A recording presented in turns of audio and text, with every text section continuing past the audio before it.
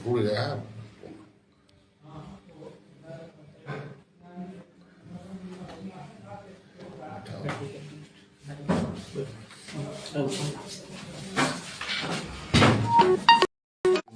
चलिए हो गया।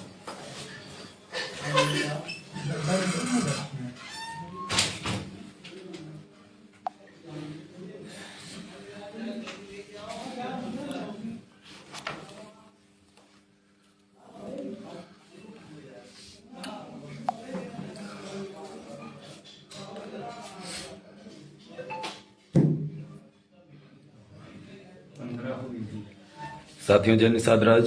जैसा कि आप सभी को पता है कि कल 8 जनवरी को ही आचार संहिता लग गई है और आप सभी निषाद पार्टी के कार्यकर्ता, समर्थक, शुभचिंतकों के लिए संदेश देने के लिए अभी आप सभी के सामने उपस्थित हो चुके हैं Nishad party supremo, political godfather, Vidhan Parishad सदस्य, महामना माननीय डॉक्टर संजय कुमार निषाद जी। आप सभी साथी अपने अपने लोगों तक पहुंचाने के लिए, उन तक संदेश पहुंचाने के लिए ज़्यादा से ज़्यादा शेयर करें, लोगों तक पहुंचाने के लिए सभी अपने जितने भी आपने ग्रुप बना रखे हैं सारे ग्रुपों में शेयर करें, यह पहुंचाएं कि आज महामना जी क्या विशेष संदेश लेकर के आए हैं। इसी बीच 13 तारीख को निषाद पार्टी का संकल्प दिवस पर क्या बताएंगे। आप सभी लोग एक अपने साथियों को इनवाइट भी करते रहें और शेयर करते रहें अपने ग्रुपों में। मैं सीधे चलता हूं मान्यवर साहब के पास। कितने आ गए?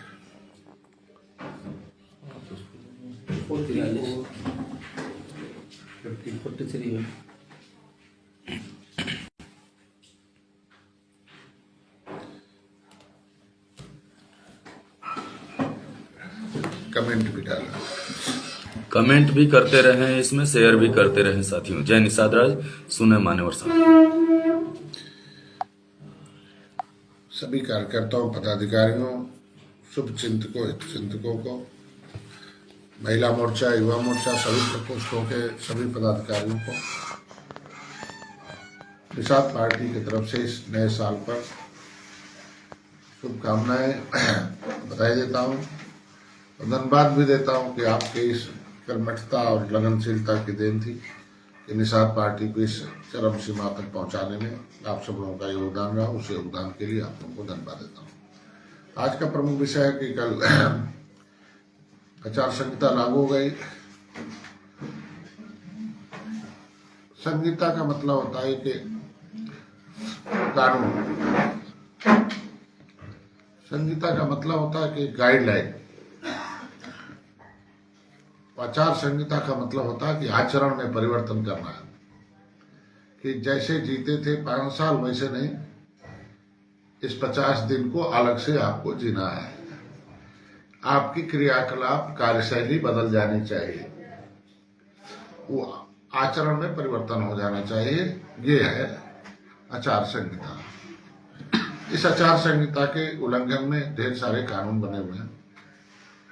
कोशिश है कि निषाद पार्टी, आपको सभी कार्यकर्ता पदाधिकारियों से निवेदन है कि आचार संहिता का पालन करते हुए हमें 2022 की सरकार की सत्ता की चाबी आपके हाथों में आए, आप सरकार के हिस्सा बने। जो आज एक माहौल बना के निषाद पार्टी किंग मेकर है, उस किंग मेकर की भूमिका में आए।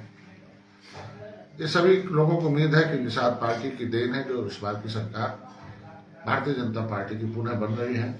ये बहुत बड़ी उपलब्धि आप लोगों की है, जिसके लिए हम लोगों ने कहा कि history the mother of politics, movement is the father of politics. इतिहास राजनीति की माँ होती है और आंदोलन उसका बाप होता है। हम लोगों ने इतिहास को इकट्ठा किया, 13 किताबें लिखा निषाद राज के किले के, पर संकल्प बार बार लेते रहे और आंदोलन भी करते रहे।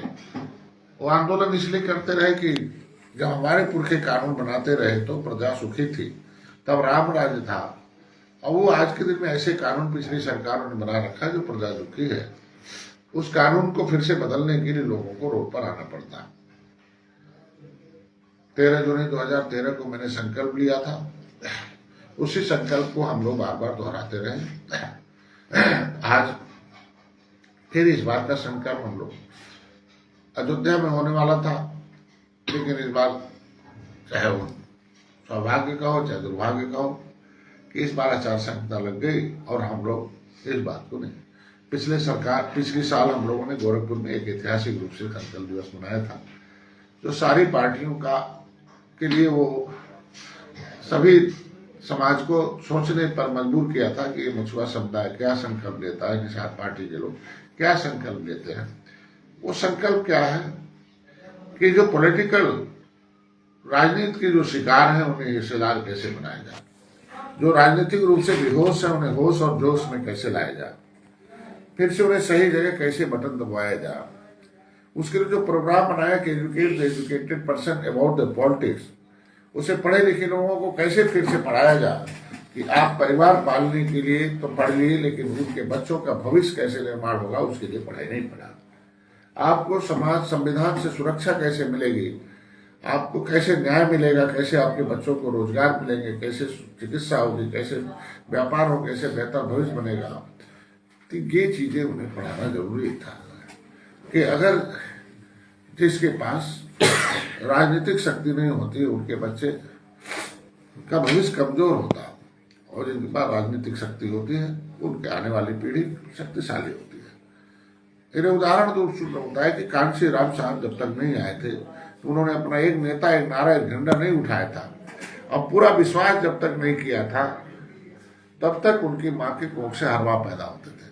लेकिन उन्होंने एक झंडा उठा लिया, एक नारा ले लिया और एक विचारधारा ले लिया, अपने नेता को नेता मान लिया, और अपने वोट को जो पॉकेट में रखते थे, जो किसी पैसे पर भेज देते थे, किसी के कहने पर इधर उधर कर देते थे, तो कांशी राम के साथ कहने से अपनी पार्टी और अपने पार्टी के कहने से जिस पार्टी के साथ अलायंस हुआ, बहुजन समाज पार्टी भी अलायंस की है, समाजवादी पार्टी भी अलायंस की है। पार्टी को बड़ा करने के लिए अलायंस किए जाते हैं, गठबंधन किए जाते हैं, पार्टी को खड़ा और बड़ा करने के लिए किसी के सहारे लिए जाते हैं। ऐसे में उन पार्टियों ने भी गठबंधन किया था, तो पार्टी के पास वोट रख के पार्टी के इशारे पर वोट को डालने के लिए जिन जिन लोगों ने डाला उनका भविष्य का निर्माण हो गया। 2022 का चुनाव आने वाला, 2017 आपने चुनाव लड़ा था, 2018 लड़ा था, 2019 लड़ा, 2022 आने वाला है। आपने चुनाव किस तरीके से लड़े जाते हैं, कैसे जीते जाते हैं, सब ये ट्रेनिंग का विषय है। हम लोगों ने आज का जो प्रेस कॉन्फ्रेंस था ये 2 बिंदुओं पर केंद्रित था कि जो 13 जनवरी को हम लोगों का संकल्प दिवस अयोध्या में प्रस्तावित था, चुनाव आयोग के निर्देशानुसार कोई रैली नहीं कर सकते, कोई भीड़ इकट्ठा नहीं कर सकते, तो आप सभी लोगों को एक सुविधा, एक तो ठंडक भी है, एक तो हमारे समाज के पास पैसा नहीं है। अब हर गांव में जहां जहां आपकी पार्टी के कार्यकर्ता है, उम्मीद रखता हूं कि जिला अध्यक्ष अपने पूरे जिले की कमेटी को दिशा निर्देश जारी करेगी और जा के बताएगी। अभी टाइम है, आज 9 तारीख है और अभी आज का दिन है 9, 10, 11, 12, 4 दिन है, तो जिला अध्यक्ष कम से कम एक दिन जाके अपने विधानसभाओं के विधानसभा अध्यक्षों के साथ बैठक कर लेगी और बैठक करके उन्हें उन विधानसभा अध्यक्षों को बताएगी, भाई आप सेक्टर अध्यक्ष को बोलो जाकर, और सेक्टर अध्यक्ष अपने ग्राम सभा अध्यक्ष को बोलेगा। इसको कैडर कहते हैं कि अगर एक जिला अध्यक्ष 5 विधानसभा में बैठक कर ले 5 दिन में, तो 5 दिन में खत्म हो जाएगा। और 5 दिन में अगर विधानसभा कमेटी के साथ उनकी बैठक होती है तो विधानसभा कमेटी और क्या नाम है सेक्टर कमेटी के साथ एक साथ बैठक हो, तो हमको लगता है कि जो भी गांव में बैठक करके उन्हें बता दें और गांव में संकल्प बताया जाए, और संकल्प को जो हम लोग फेसबुक व्हाट्सएप से भेजेंगे आपको, उसे अब पेपरलेस काम होगा। कुछ दिन में लगेगा कि जिस तरीके से आप वोट डाल रहे हो, पर्चा नहीं छपता है, बटन दबता है, पेपरलेस काम हो रहा है, तो पेपरलेस काम करना है। और इसमें हम लोग व्हाट्सएप पर आपको संकल्प पत्र भेजेंगे और संकल्प पत्र सुनाकर लोगों को संकल्प मतलब होता है कसम खिलाना, शपथ दिलवाना है और उन्हें एक लक्ष्य के प्रति प्रेरित करना, उनके नजरिए को मोड़कर जो लक्ष्य लेकर पार्टी में आए उन्हें करना है। वो संकल्प पत्र गाँव सुनाएंगे और जिस तरीके जश्न के साथ हम लोग निषाद राज के किले मनाते हैं उसके हिसाब से हम लोग तैयारी करेंगे। तो 13 तारीख का जो संकल्प दिवस अयोध्या का था वो हर गांव में बनेगा और सभी पदाधिकारियों की जिम्मेदारी है सोशल मीडिया के माध्यम से, फोन के माध्यम से, मैसेज के माध्यम से, ट्विटर के माध्यम से, इंस्टाग्राम के माध्यम से, व्हाट्सएप के माध्यम से, फेसबुक के माध्यम से, सभी माध्यमों से उन्हें इसकी जानकारी दे कि गांव में बनेगा, और कोई बार बार फोन करके इंगेज न करे कि क्या होगा क्या होगा। अगर कोई फोन करके इसको पूछता है, इसके मतलब आप उन्हें जोड़ नहीं रखे हो। अगर किसी जिले से कोई फोन बार बार आता है केंद्र पर, तो इसका मतलब जिला अध्यक्ष अपने नंबर को अपने जिले में बांट नहीं पाया है। कोई विधानसभा अध्यक्ष बना हुआ, अगर विधानसभा के फोन सीधे आ रहे हैं उनके, तो इसका मतलब उसका नंबर हर घर में नहीं पहुंचा है। तो आप लोग जिस एरिया के पदाधिकारी हो, उस एरिया में अपने नंबर, अपने संदेश को पहुंचाओ। दूसरा रहा कि चुनाव आयोग ने कहा कि आपकी सीटों पर चल रहा है कि सीटें जो क्या मिल रही हैं क्या नहीं मिली। तो मैंने बता दिया कि 25 सीटों की लिस्ट मैंने दे दी है, और निश्चित रूप से 2-4 सीटें कम हो सकती हैं, ऐसी हो सकती है, अधिक भी हो सकती हैं, निश्चित रूप से आपको मिलेगी। और भोजन आ रहा कि आपके सिंबल का जो उल्टा पुल्टा प्रचार कर रहे हैं कि भाजपा ने सिंबल छीन लिया, तो ये मैं बताना चाहता हूं जो लिखने वाले हैं मूर्ख जैसे लोग, कि कोई भी चुनाव संबंधी जो होता है वो सरकार के हाथ में नहीं होता, वो चुनाव आयोग के हाथ में होता है। चुनाव आयोग क्या निर्देश जारी करता है उसे सब पालन करना पड़ता है। चुनाव आयोग ने आचार संहिता लगा दिया, भाजपा काफी सारे झंडे बैनर उतर के नीचे। तो चुनाव आयोग का नियम है कि कोई भी पार्टी 2 बार उसे सिंबल मिलेगा, फ्री सिंबल मिलेगा। वो जब भी रजिस्टर्ड कराएगा पार्टी, तो उसे 2 बार चुनाव लड़ने के लिए पहले से चुनाव चिन्ह अलॉट हो जाते हैं। अगर 2 बार के चुनाव में उसने 7 विधायक और 11% वोट नहीं लाया, तो वो चुनाव चिन्ह उसको उस समय मिलता है जब इलेक्शन लड़ता है, उस समय मिलेगा। अब उस समय कब मिलेगा? जब पर्चा दाखिल कर लेगा उस समय मिलेगा, 2 दिन बाद। पहले सिंबल जो है पार्टियों को जो है अलॉट होगा, रजिस्टर्ड पार्टी को जो नेगेटिव फॉर्म मिलता है, और उसके बाद तब निर्दल लोगों को मिलेगा। अगर कोई पार्टी उसमें आपत्ति कर देती है कि नहीं हमें भी यही सिंबल चाहिए, तो उन जगहों पर वहां लाटेंगे। तो भोजन भरी थाली आपका चुनाव चिन्ह सिंबल है, और हर जगह जहां चुनाव हमारी पार्टी लड़ेगी, कोशिश है कि इस बार जितना विधायक जरूर जिता लो कि भोजन भरी थाली आपका 2022 में रजिस्टर्ड हो जाए, जिससे हमेशा के लिए इस बीमारी पर रोक लग जाए, इस समस्याओं का समाधान हो जाए। इसीलिए निषाद पार्टी इस समय कम सीट लेकर जीत करना चाहती है। ज्यादा सीट लेकर हारने से बेहतर है कम सीट लेकर अधिक सीट जीत जाओ, और उसका बेहतर परिणाम है कम सीट पर सारे पूरे प्रदेश के लोग लग जाओ, उसे सीट जीतो और साथी को जिताओ। तीसरा सवाल था कि आपके आरक्षण के मुद्दे पर कि आरक्षण का क्या हुआ।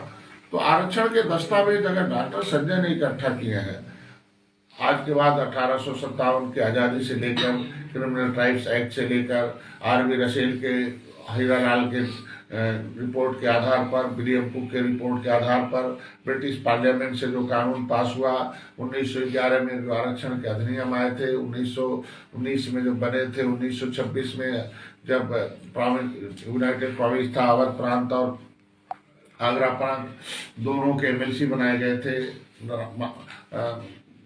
माननीय एडवोकेट रामचरण निषाद जी, अम्बेडकर ने क्या कहा, क्या लिखा आरक्षण में, उन्होंने अंतज लिखा हुआ है। मछुआरों को, बस को, उन्होंने आरक्षण की व्यवस्था की बात की है अम्बेडकर ने। तो इस तरीके से अम्बेडकरवादी कहाँ है जब मछुआरों के आरक्षण का विरोध कोई करता है। अगर अम्बेडकर ने किताब में लिख दिया कि ये भी अंतज है, ये भी अछूत है, इनका भी उसमें वर्ग है, उनकी किताब उठाकर देखो तो उनका, तो अगर कोई निषादों के आरक्षण का कोई विरोध करता है, इसका मतलब वो फर्जी अम्बेडकरवादी है। ब्रिटिश पार्लियामेंट में जो कानून पास हुए थे, criminal tribes act inquiry committee का रिपोर्ट, ये सारे मैंने दस्तावेज आपको दिया है। 1950 में संविधान बना जो सूचीबद्ध हुई थी, और संविधान सभा के चुनाव में तय हुआ था कि कौन सी जातियां कैसे अनुसूचित में होगी। तो उस समय मझवार तुरेहा, ये 2 प्रमुख ऐसे शब्द हैं जो जातियों के समूह के रूप में बनाए गए थे, 66 समूह। उसे 66 समूह में 51 नंबर पर मझवार था, और मझवार की प्राय जातियां केवट, मल्ला, माझी, मुजाविर, राजगुण, गौड़ मझवार थे। तुरेहा की जातियां दीवा, कश्यप, नाहर थी। ऐसे में पर्यायवाची जातियों के लिए फाइल कैबिनेट से पास हुई थी, वो संविधान सभा से, और वो संविधान सभा की फाइल से जाकर तब जाके अनुसूचित जाति की सूची बनी थी, इसमें सूचीबद्ध किया गया था। उस फाइल को हम लोगों ने खुलवाया तो पता चला कि मुकुल वासनिक और शैलजा जो कांग्रेस के मंत्री हैं, सपा की सरकार के समय उसे गायब करा दिया गया, मेरी फाइल गायब करा दी गई। आरजीआई ने हमें 1961 में registered general of census of India जो हमें 1961 में गिनती किया, हम 70 लाख थे, अब हमें मारते मारते कलम से हर साल गिनती घटाते रहे, 2011 में 3000 कर दिया। ये सब प्रमाणित दस्तावेज अगर हमने लिया, और भारत का असली मालिक कौन, आरक्षण के हकदार सबसे पहले ये लोग हमने लिखा, हमने आपको प्रमाणित दस्तावेज इकट्ठा किया, तो आरक्षण का प्रमाण पत्र भी मैं ही दिलाऊंगा। अगर आप कोई गुमराह होता है, अगर मैंने आपके लिए सारा कुछ इकट्ठा करके वकालत कर रहा हूँ, मैं सड़क से सदन तक लड़ाई लड़ा हूँ, मैं जेल गया हूँ, आपके आंदोलन किया हूँ, रेल ट्रैक आंदोलन हुआ है, उसमें लाठियां खाई है, जेल गए हैं, एक भाई मारा गया है, 37 लोग जेल में पिटाई किया है समाजवादी पार्टी सरकार ने, 60 गाड़ियां जलाई है, और हमारे लोगों को कितना दर्द दिया सब पता होगा। और कितनी बार वो पिछड़े निकालते हैं, सपा उसमें से इसके देती है, सपा ने आपके तालघाट नदी पर की जमीन छीना था, ये कहाँ भूल जाते हो, आपको विश्वासघात हो। तो आप आरक्षण ये कोई शब्द नहीं, 70 साल से रुका हुआ जो आरक्षण है वो अब मिलेगा, सही दिशा में जा रहा है। आरबीआई ने एक्सेप्ट कर लिया, उन्होंने कहा कि भाई अगर ऐसा है तो अपराध है, और ये आपका गिनती भी होगी केवट मल्ला माझी का मझवार में, और प्रमाण पत्र मिलेगा मझवार उतरैया का।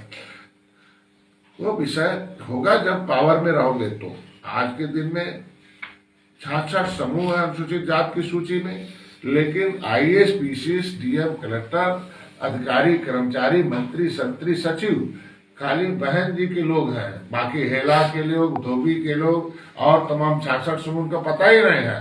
पता इसलिए नहीं है कि वो सरकार वो जो पार्टी और अपने नेता पर विश्वास नहीं किए, कोई राजनीति नहीं की, कोई पार्टी नहीं की, न झंडा उठाया न किए, न वो पार्टी बनाकर उसकी लड़ाई लड़े। आज हाथी के लोगों ने लड़ाई लड़ा, वो आज के दिन में हकदार हो गए और हर जगह वो हाकिम बन के घूम रहे हैं। तो बाकी जातियां हवा में घूम रही हैं। तो अगर आपकी निषाद पार्टी आई है तो समय आने दीजिए। इंतजार की पार्टी को खड़ा करना, बड़ा करना, सदन में पहुंचाना ज्यादा अनिवार्य है, जिस तरीके से दलित में एक बिरादरी जाटों ने किया था। बाकी तमाशा देखते रहे उनके पीछे। वाल्मीकि के कितने डीएम होंगे आज के दिन में? आज के दिन में उसमें खटीक के कितने अनुसूचित जाति के डीएम होंगे भैया बताओ? शिल्पकार के कितने आ गए? शिल्पकार उस समय 80 लाख था, इस समय 8000 है। तो ऐसे में ढेर सारी जातियों के साथ अन्याय है, इसलिए पार्टी खड़ा कर रहा है। तो आरक्षण के विषय पर आपका उस दिन का नाराज होना ज्यादा फायदे में था। और उससे क्या होगा कि जो लेटर में पीछे पीछे लेके घूम रहा था, नई अधिकारी दस्तखत कर रहे थे, उम्मीद किया और दिल्ली में बैठक भी हो गई और तैयार हो रहा। तो लड़ाई निषाद पार्टी आपके आरक्षण के लिए, उसमें से आप लोग शांतिपूर्वक काम करो। रहा तीसरी बिंदु की कहाँ सीटें लड़ेगी, तो सबको तय है, सबको मालूम है, सब जिलाध्यक्ष को। वो दिन 3 तारीख को तय हो गया कि जिला के लोग प्रत्याशी तय करेंगे और निषाद पार्टी यहाँ से उन्हें घोषित करेगी। उसमें जो जीतने लायक होगा उसे करेगी। अगर आप नहीं दोगे तो हम लोग ऊपर से प्रत्याशी देंगे।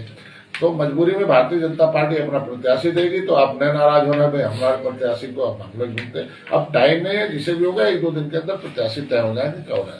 तो जहां जहां हमारे प्रत्याशी घोषित मतलब तय है, मतलब काम कर रहे हैं, उसमें बूथ का गठन करो। अब हर घर में एक मोबाइल, हर नए घर में मोबाइल है, पड़ोस में मोबाइल है, उस सूची बनाओ। जिस तरीके से जो अब विधानसभा अध्यक्ष गांव की सूची तैयार करता था, अब उस विधानसभा अध्यक्ष को तय करना है कि हमारे पास कितने बड़े मोबाइल हैं, उस एक एक मोबाइल के पीछे कितने लोगों को जोड़ना। जिस तरीके से भारतीय जनता पार्टी ने प्रमुख बना रखा है, उसी तरीके से एक मोबाइल मैन को कितने घरों की सूची बना के रखना, उन्हें कैसे संदेश पहुंचाना, उसका डिजिटल करके काम करना। तो ये बहुत महत्वपूर्ण चीज था। तो इसके लिए आप लोग काम करो। बाकी भाषा मत बोलो कि वोट नहीं तो आरक्षण नहीं। तो ये अखिलेश जी की भाषा, और जिन्होंने कभी सदन में आवाज उठाई, मतलब जमीन पर हम हायर रेजिमेंट बनाएंगे, लेकिन सदन में तो कभी हायर रेजिमेंट की बात नहीं की। आपको कह दिया कि हम आरक्षण की बात है, बाप बेटा दोनों लोगों ने दिया था, लेकिन कैसा आरक्षण दिया था, इस तरीके से रुक जाए। और आपने उनके खिलाफ आंदोलन किया, फिर भी नहीं सुने। तो आज के दिन में जो आरक्षण विरोधी रही है सरकारें और कोई भी हो, उस तरीके के ऐसे लोगों के से आप लोग सावधान रहते हैं। और सभी लोगों को आपने, कांग्रेस को भी देख लिया, फाइल गायब करा दिया आपने, साथ के तालघाट नदी को लुटवा दिया। समाजवादी पार्टी देखा कि मांगा था आरक्षण, चलाई गोली, खाई गोली आपने, जेल गए। बेल में कितनी सांसत हुई आपकी, जो लोग जेल गए होंगे कितनी पिटाई होगी, उन्हीं का शरीर बताता होगा। आज के दिन में आरक्षण के नाम पर जो दर्द जानना हो आरक्षण का, तो वो जो हमारे 37 आंदोलनकारी उनसे समझो। समय आने दीजिए। हम कहते हैं कि जब माननीय योगी आदित्यनाथ मुख्यमंत्री हुए तब मैं अपना मुकदमा वापस किए। आज के दिन में देखना 2022 में हम सरकार में आएंगे, मुकदमे भी वापस हो जाएंगे। सारी समस्याओं का समाधान जब सरकार मजबूर सरकार होती है तब है। आज के दिन में हम लोग हैं, बहुजन समाज पार्टी आज के दिन में तुम्हारे समाज को लालच दे रही है। मेरे साथ आओ, दलित वोट है, निषाद वोट है, विधायक बना देंगे, विधायक पहुंच जाएगा। लेकिन कैसा विधायक पहुंचेगा? जो गूंगा बन के जाएगा? कैसा विधायक पहुंचेगा जो तुम्हारे समाज का हक हिस्सा उनके यहाँ पहुंचाएगा? कैसा विधायक जाएगा कि जो किसी तरीके से आवाज नहीं उठाए, बोल नहीं पाएगा? तो इस तरीके से आप अपने वोटों का बंदर बांट मत करो। बहुजन समाज पार्टी ने तुम्हारे सारे सबसे बड़ा रोग वही है। तो आज के दिन में आपको शांत रहो। कैसे कि आप अफवाहों में बस एक लाइन जरूर कहूंगा कि आस्तीन के सांपों को जरूर पहचानते रहो कि किस तरीके से आपके साथ आस्तीन का सांप समझते हो कि बस रहेंगे उसी रंग रूप में और निकलेंगे किस तरीके की, कैसे डसने की कोशिश करते हैं। तो लेकिन यहाँ हमारे यहाँ पहचान लिया जाता है और पहचानते ही उन्हें आस्तीन छोड़कर भागना पड़ता है और पिटाई के डर से। तो ऐसे सभी आस्तीन के सब आस्तीन के सांपों को आप लोग सतर्क रहो और उनसे सतर्क रहते रहो कि अंतिम में जब समय आता है तब वो अपना पासा बदलते हैं। भारतीय जनता पार्टी के साथ अभी रहना है। मैंने नहीं कहा, आप सभी लोग पूरे प्रदेश के जितने कार्यकर्ता थे, 3 तारीख को मैंने सामूहिक रूप से पूछा था कि भाई अकेले लड़ना है, तो लोगों ने कहा नहीं लड़ना है। हमने कहा बसपा के साथ चलना है, तो लोगों ने कहा नहीं चलना है। हमने कहा भाई सपा के साथ चलना है, लोगों ने कहा नहीं चलना है। मैंने पुनः 4 नहीं 5 बार पूछा। हमने कहा भारतीय जनता पार्टी के साथ रहना, लोगों ने कहा रहना। हमने कहा भाई मैं तो नहीं रहना चाहता, कहीं नहीं रहना होगा। तो जब सभी लोगों का सामूहिक निर्णय भारतीय जनता पार्टी के साथ है तो 19-20 करके आपको भारतीय जनता पार्टी के साथ रहो। उसके बाद पहले आप वोट डलवाओ, 60 दिन है, ज्यादा दिमाग मत लगाओ। इस तरीके से ब्रेन बैंक निषाद पार्टी के पास, उसके ऊपर भरोसा करो, अपने नेता अपने झंडा। आप लोग बस कुछ मत करो, सिस्टम से शालीनता से मर्यादित भाषाओं का प्रयोग करें। बस एक लाइन इतने बोलूंगा कि निषाद पार्टी के कार्यकर्ता ट्रेंड कार्यकर्ता है, एक अनुभवी कार्यकर्ता और कैडराइज है, बुद्धिमान है सब लोग। तो किसी भी व्यक्ति को, किसी मानव को, चाहे वो पागल हो, चाहे पालतू हो, चाहे सड़क वाला कुत्ता अगर काट ले तो क्या आदमी कुत्ते को तो नहीं काटता है। इसीलिए आप लोग जवाब देने में कोई आदमी उल्टा सीधा लिखता हो तो उसमें बोलता भी हो, चाहे हमारे प्रति बोलता हो, चाहे आपके प्रति पार्टी प्रति बोलता है, उसे नेग्लेक्ट करो। अपनी पार्टी का, अपना समाज का अपना प्रचार करो, अपने रास्ते पर लक्ष्य की तरफ चलते रहो। धन्यवाद।